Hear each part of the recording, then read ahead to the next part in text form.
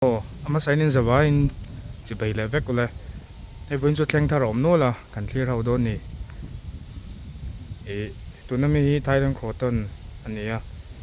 en moi lu tuwa nisa om chi inchunga om chon an color ri khoton hoi chuak tha thei lawa chuwangin inchunga om thei thawa ma se an color kha duangin a moi thei lawa du tu sama chuan pon nisa a ni kang tha em a han dai la ni an moi em an color a chuak tha boka ti kha kan soitel do ti chuan kan thlir chho zelang chun helama hian he far chu kan hmu to ka hi rain tree bottle brush ten te thanin hi kung khat thi la oma hei he ta far sang ho kan oma chun he ta hianin bridal vel poi lo thleng thar ani hei e asai sang kung sang tleman lian deuh le te deuh lei tur om a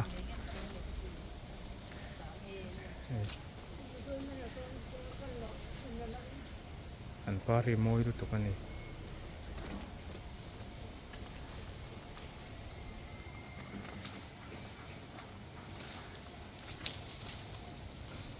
chun helama hin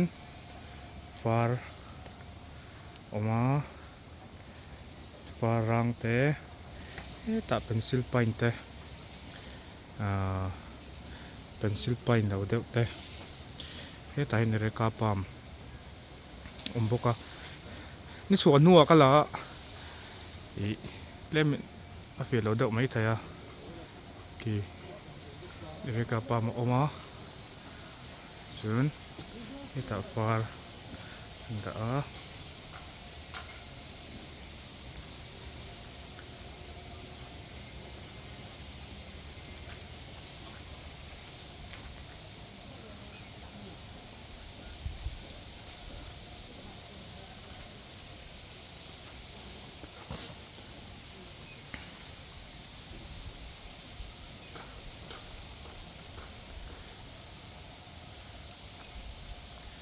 video mà sẽ làm phát hậu cho cắn một tổ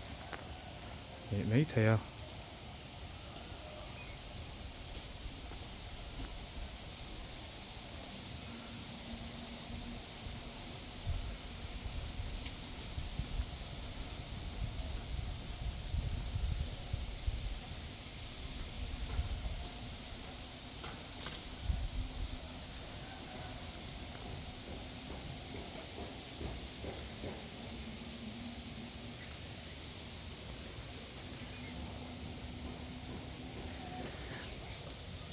heng ho far bill kan ti ho khani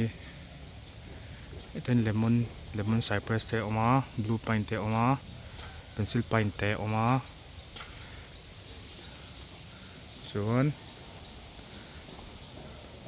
helama hian he che lo de la khat ten lang o ten ereka pam te oma tunami ho so ereka pam ani ereka pam po hi sai sang lei tur omani chon he ta hian a size lian turu lutuk a om boka hei muzuar maya ku ho ko bulani hei a lian chakop mai kan chuan heng hoi chameleon ni hei kumumina khat vek ani en azalea parlai mother parlai oma chuan heta hian hei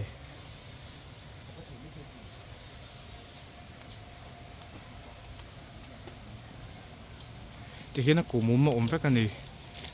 kumuma khat vek heta mi hi foxtail palm ani a size len po ma te po ma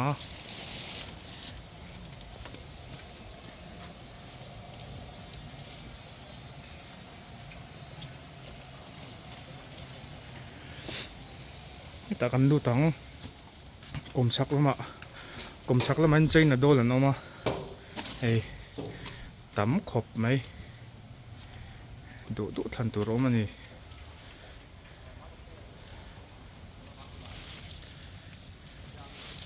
hei hi box suit ani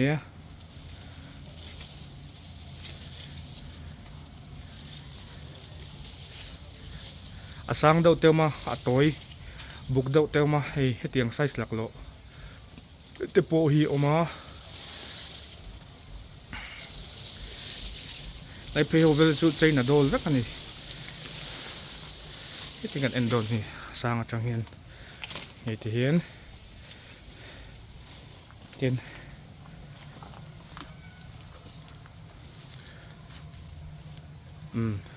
tison hengawi chain a dol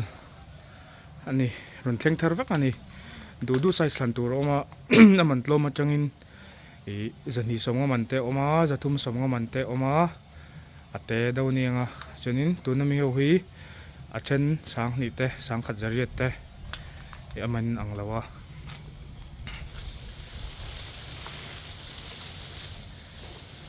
hei bonsai thingkung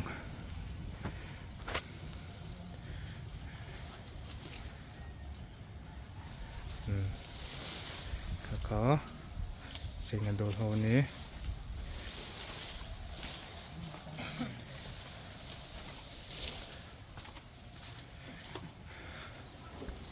chung kan lu tang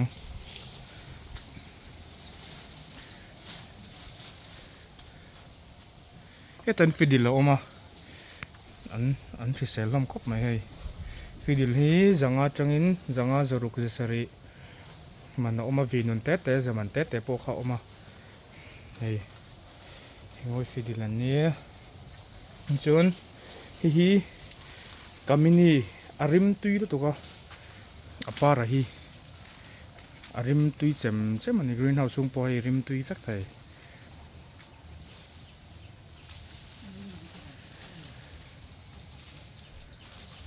hoi kamini nia chuan hi lingpar asial khop me he lingpar hi chun he ta fun rang chi chuak thar moi lu tuku kuku size pani chi khu om to oma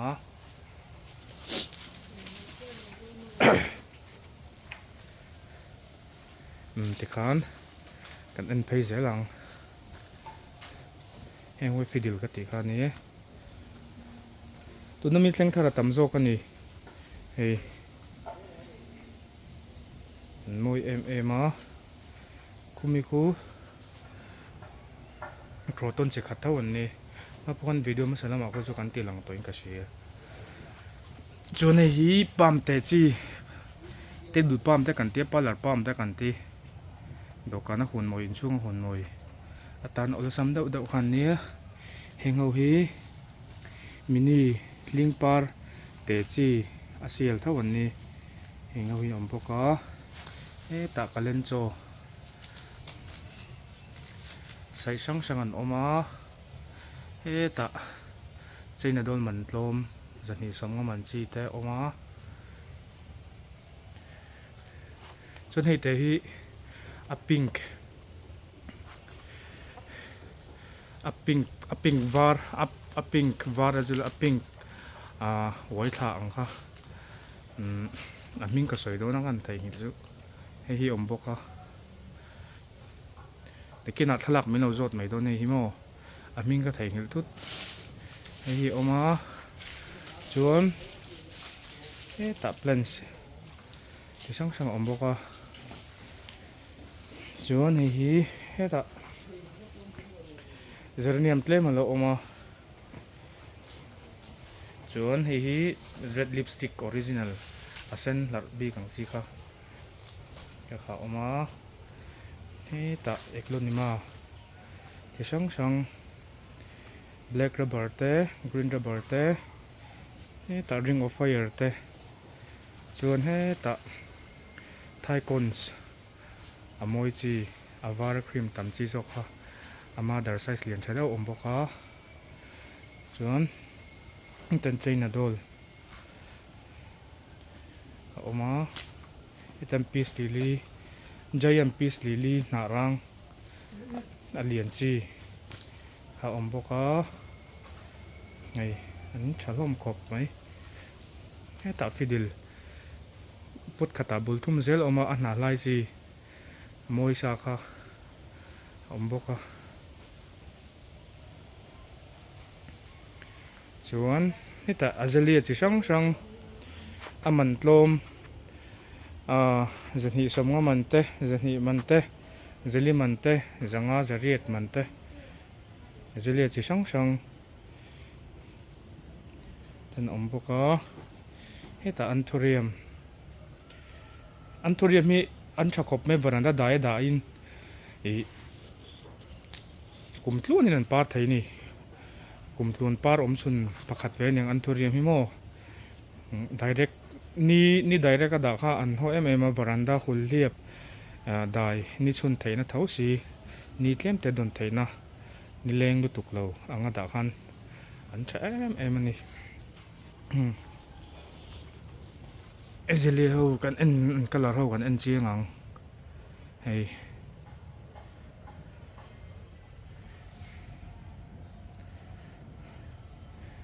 du rong thlan tur awm ani an sai cha tha a an nung tha a resel tha a an par du em bawk a azalea pawh hi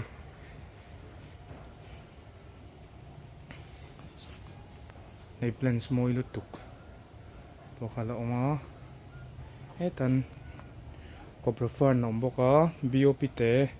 orange color le var awm bawk a hetah monstera albo awm a chuan hetah fern chi khat tho awm a chuan hetah hian pink princess le marble galaxy kan ti kha sai hrang hrang awm a hei pink princess pangai khan nia hetah hi marble galaxy kha tin a awm bawk a hei ten pink princess a awm bawk a chuan hetah in thai cones awm a monstera a pangai awm bawk a epiprenum awm a hetah chaina dol te giant piece lili te khan hetah black cardinal awm a bop khutlem a lo awm a pot khatah pathum zel ma bop pawh khu hei single awm bawk a local hun tak ani thil a thleng thar na sa a kan in hukim thei maw monstera albo pawh kha hetah hian a size te lei tur awm bawk a hian hei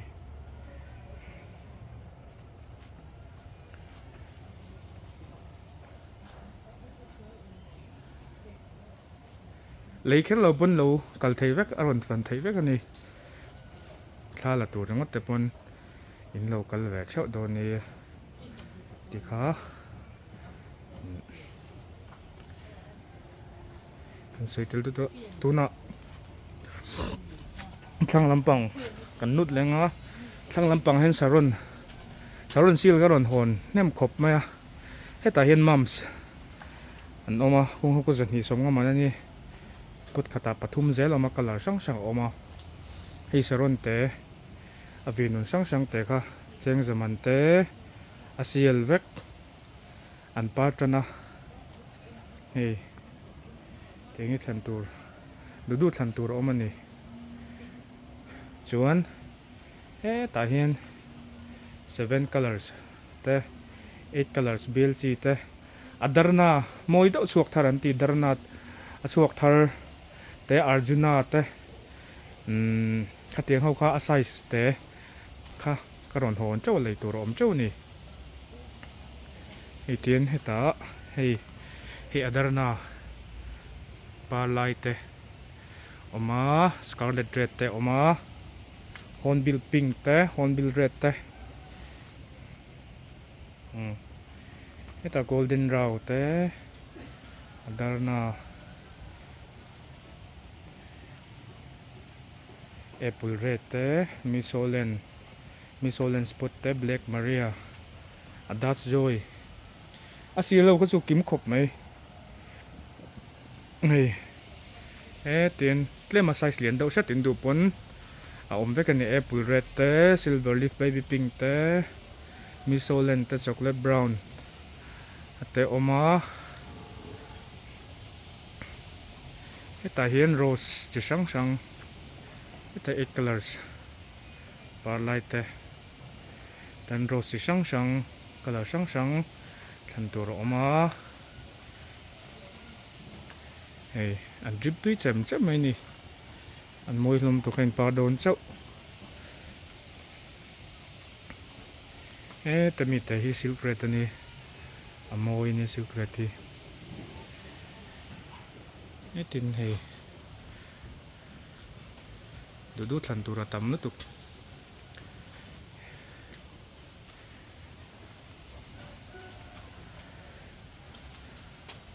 ta hian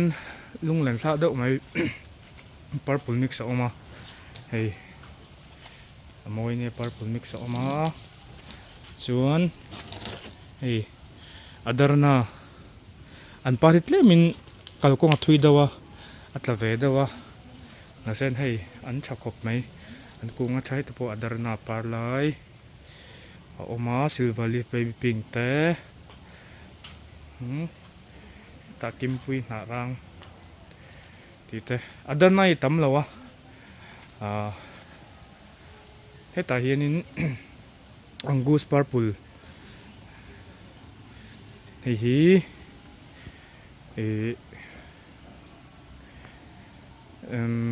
watermelon kiss ani chuan hei khu tami khu cherry blossom ho kha oma cheng ze thuman te ho kha kanom na hi veng south community hall la changa tlan pheiin district zela lo omanga district zela changin tlan phei zelin veilam pang zela inno tlan zelanga kongthlang lampanga greenhouse saron chunglama alian ho alo par tur mayang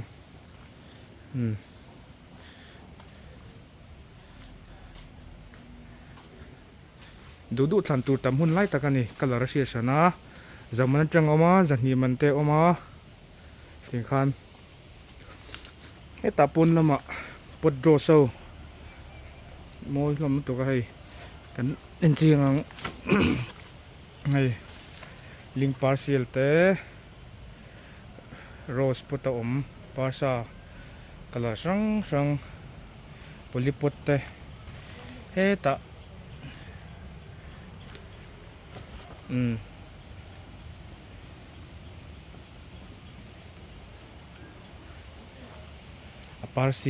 parsin deuh te hei ta pink color te ti hian hei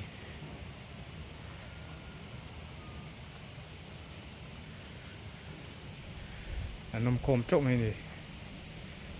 ta nazalia amadar ko mu ma khat vek hai non pa chan le a tengpo lei tur om vek ani ti khan avar te sen lar te a sen duk te orange color te lei tur ni pot rose kan ti mai teng ho hi pot biala han daila azam dawa par khom lei zel mai ni moi lu tuka teng ho kha du thlan tur tam na tuk ti kha kan soitel duwa inchung lampang chu suran ma dar ho ni salu tuka kan en si lo ngan kina asan pain video siam le kan tum don ni ti kha kan soitel du a IG a khan IG en du chon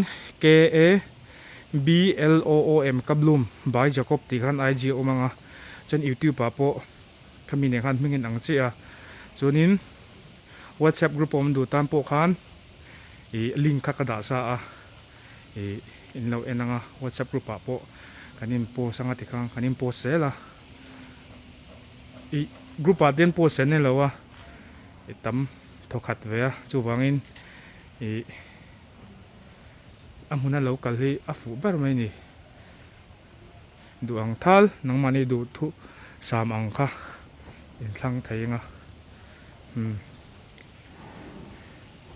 ไว้ในตานชนทางส่งขาดูตกพดแมงอ้อ